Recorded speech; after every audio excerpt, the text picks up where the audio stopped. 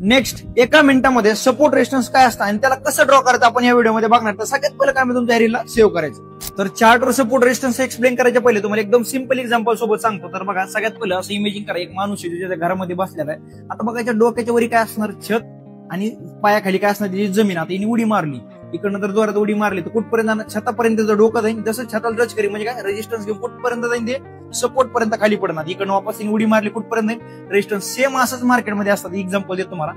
Current price इथं चालू आहे. करंट प्राइस म्हणजे काय, चालू प्राइस त्या शेअरची इथं चालू आहे. तर बघा लक्षात ठेवा, करंट प्राइसच्या वरी कधी पण काय असणार, रेजिस्टन्स असणार आणि त्या करंट प्राइसच्या खाली तुम्हाला सपोर्ट बघायला भेटणार. तर बघा चार्टवर पण एक्सप्लेन करून नेमकं कसं ड्रॉ करायचं. तर इथं बघा आपण कॅन्डलस्टिकचा एक चार्ट लावलेला आहे. ग्रासिम मध्ये आपण डेली टाइम फ्रेमवर बघतो. तर सगळ्यात पहिलं बघा आता करंट प्राइस कुठं चालू आहे, सध्या शेअरची प्राइस इथं चालू आहे. डेली टाइम फ्रेमवर आपण एका दिवसाची एक कॅन्डल आहे.